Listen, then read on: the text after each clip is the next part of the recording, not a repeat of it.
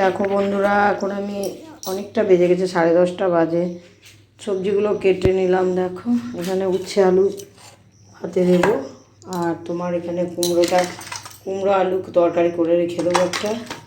এই দেখো সব দিয়ে একটা ঝোল করবো ওই মাছ দিয়ে। আর এখানে তোমার কটা পুঁটি মাছ নিয়ে এসছে, এটা বিড়ালদের জন্য করে দেবো আমি। আর এখানে দেখো পার্শে মাছ আমাদের জন্য হবে, তো পার্শে মাছটা ঝোলেও দেবো। আর আমি আমার জন্য 2 পিস না পোস্ত আর সর্ষে দিয়ে করব। হ্যাঁ, কয়েকদিন ধরে ওইভাবেই খাচ্ছি, তো এগুলো করব। আর এখানে আমি পেঁপে সেদ্ধ আলু সেদ্ধ টিফিনের ভাত করে নিয়েছি, তো খেয়ে নেবে। তো যাই হোক, রান্নাগুলো করতে থাকি, তুমি দেখো। তোমরা সবাই তুমি বলছি তো এরকম। আর আরেকজনে দেখো জ্বালাতন করছে এত, না কি হয়েছে, কি কিছুতেই কথা বলতে দেবে না কারোর সঙ্গে। বাপ রে, কি হয়েছে বল, এই কি হয়েছে, শুধু দুষ্টুমি করে যাচ্ছে। দেখো তোমরাই কি অবস্থা। যাই হোক, আমি রান্নাগুলো করে নিই, তোমরা দেখতে থাকো, পরে আমি আবার এই করছি, রান্না বসিয়ে দিই। হ্যাঁ, মনে হয় ঝোলটা নাড়া হয়ে গেছে।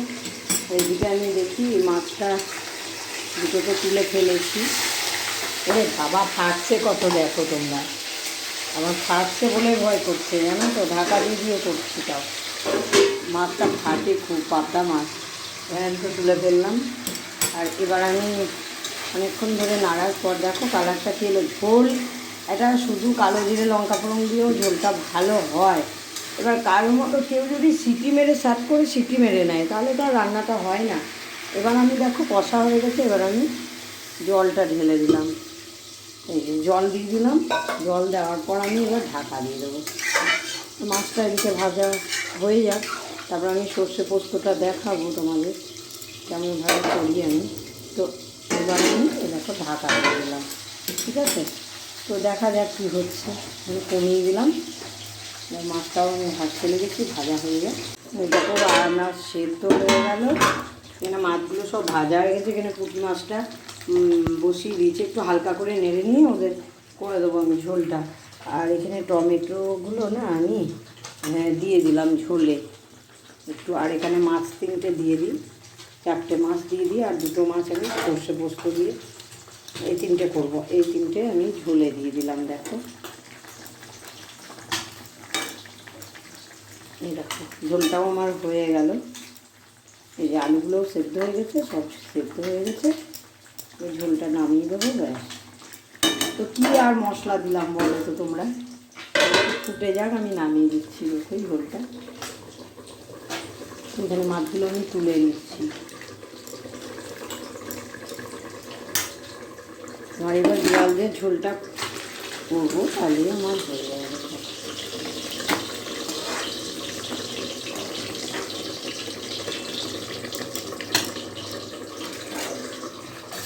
এখানে রেখে দিলাম।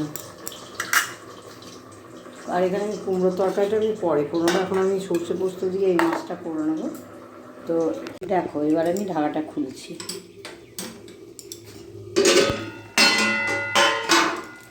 দেখেছো কেমন তেল ছেড়ে গেছে। এবার আমি 3টে কাঁচা লঙ্কা দিয়ে দেবো, দেখো। আর একটু না, একটু অল্প করে দেখো সর্ষের তেল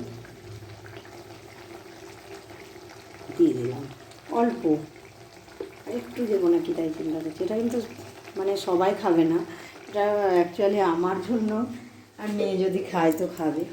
তো দেখো রান্নাটা আমার হয়ে গেল, পাবদা সর্ষে পোস্ত দিয়ে হয়ে গেছে। আর আমি ফোটাচ্ছি না, তো দেখে নিলে তো আজকের 2টো রান্নাই কেমন হয়ে গেল। এদিকে ঝোলটা করেছি, দেখো এবার আমি ঢাকাটা খুলছি।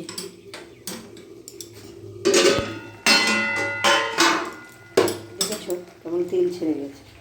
এবার আমি 3টে কাঁচা লঙ্কা দিয়ে দেবো, দেখো। আর একটু না, একটু অল্প করে দেখো সর্ষের তেল দিয়ে দিলাম, অল্প একটু দেবো নাকি তাই চিন্তা করছি। এটা কিন্তু মানে সবাই খাবে না, এটা অ্যাকচুয়ালি আমার জন্য, আর মেয়ে যদি খায় তো খাবে।